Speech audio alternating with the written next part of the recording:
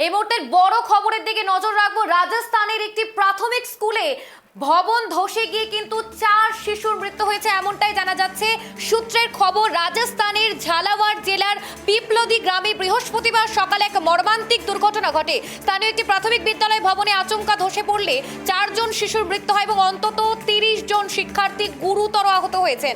স্থানীয় প্রশাসনের আশঙ্কা ধ্বংসস্তূপের নিচে এখনো কয়েকজন শিক্ষার্থী আটকে থাকতে পারে। প্রত্যক্ষদর্শীরা জানান স্কুল চলাকালীন হঠাৎই পুরনো ভবনের ছাদ ও দেওয়াল ভেঙে পড়ে। আপনাদেরকে আরেকবার জানিয়ে রাখি, রাজস্থানের ঝালাওয়াড়ে মর্মান্তিক দুর্ঘটনা। এই মুহূর্তে আমাদের সঙ্গে টেলিফোন লাইনে রয়েছে আমাদের বিশেষ প্রতিনিধি সত্যজিৎ। সত্যজিৎ, এই যে আমরা দেখছি যে স্কুল ভবন ধসে গিয়ে এই যে 4 জন শিশুর মৃত্যু হয়েছে এবং 30 জন এখনো আশঙ্কাজনক অবস্থায়, কিন্তু এই যে ভবন যে ধসে যাচ্ছে তার কি কোনো মেরামতি হয়নি? এ ব্যাপারে কি জানা যাচ্ছে?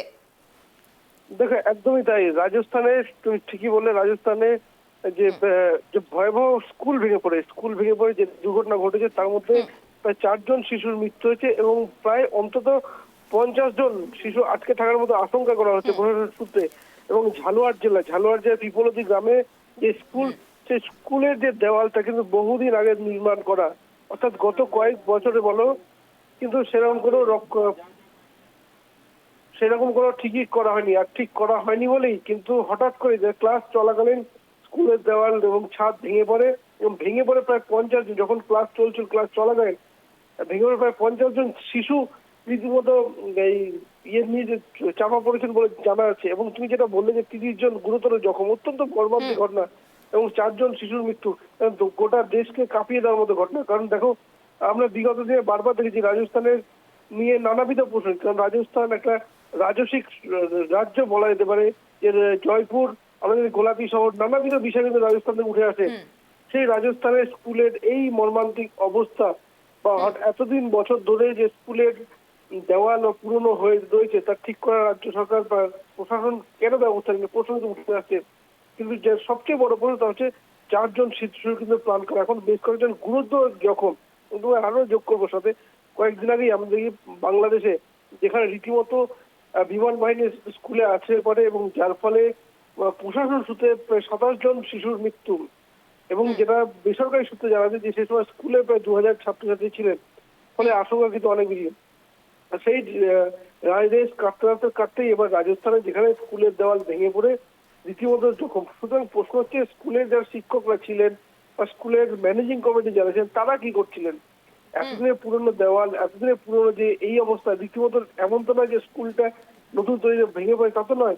রীতিমতো পুরনো দেওয়াল এবং বলা যেতে পারে তার ফাটলও বেশ কয়েকবার দেখা যাচ্ছিল।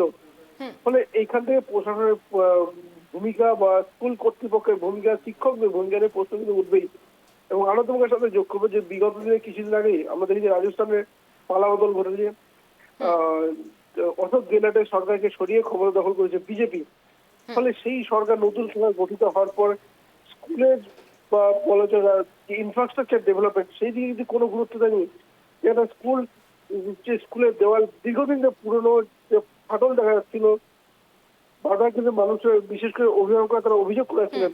ঠিক সেইখানে দাঁড়িয়ে আজকে যে ঘটনা বলা যে চোখে আঙুল দিয়ে দেখেছিল যে কতটা প্রশাসনের ভূমিকা প্রশ্ন কিন্তু থেকেই যাচ্ছে।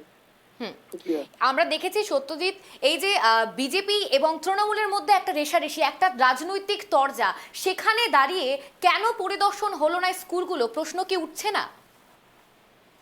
দেখো, একদমই তাই। রাজস্থানের যে ঘটনা, সেই ঘটনা সেটাই চোখে আঙুল দিয়ে দেখাচ্ছে যে স্কুল, রাজনৈতিক ব্যক্তিরা রাজনৈতিক মাঠে ময়দানে রাজনৈতিক লড়াই করার জন্য সক্রিয়। স্কুল যে একটা প্রশাসনের দায়িত্বের মধ্যে পড়ে, সেইখানে ভূমিকা একটা প্রশ্ন কিন্তু থেকেই যাচ্ছে।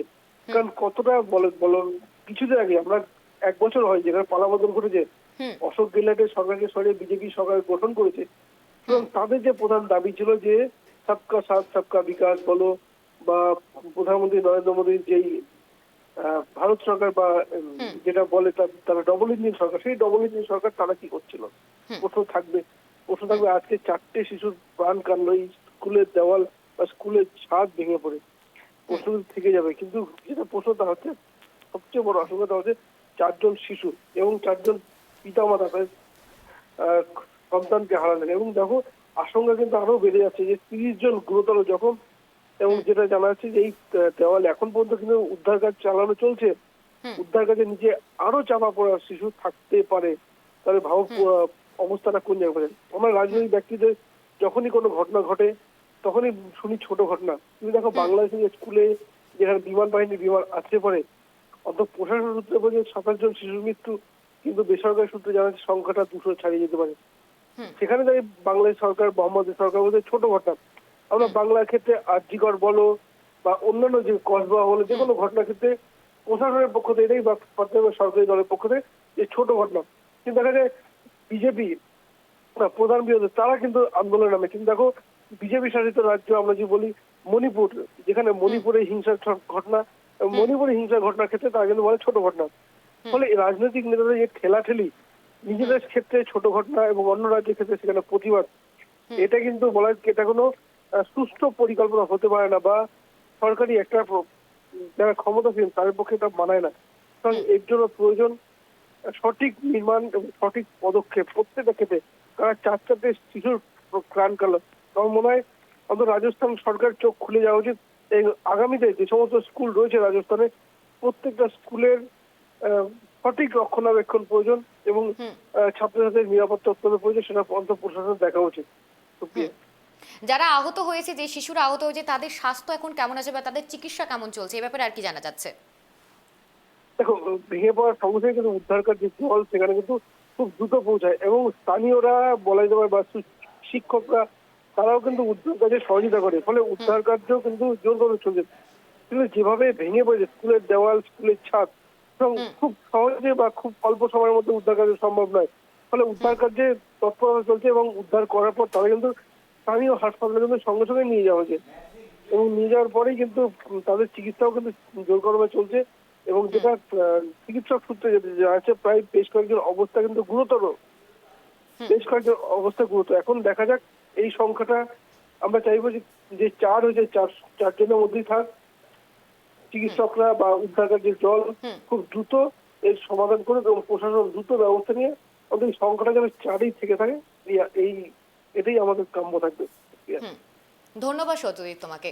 আমাদের যেমন প্রতিনিধি জানিয়েছে, বিশেষ প্রতিনিধি, যে রাজস্থানের ঝালাওয়ারে মর্মান্তিক দুর্ঘটনা, এমনটাই কিন্তু সূত্রের খবর, এবং 4 জন শিশুর মৃত্যু হয়েছে এবং আহত প্রায় 30 জন। এখনো কিন্তু উদ্ধার কাজ চালাচ্ছে পুলিশ প্রশাসন এবং এমনটাই জানা যাচ্ছে যে রীতিমতো এক ভয়ঙ্কর ঘটনা।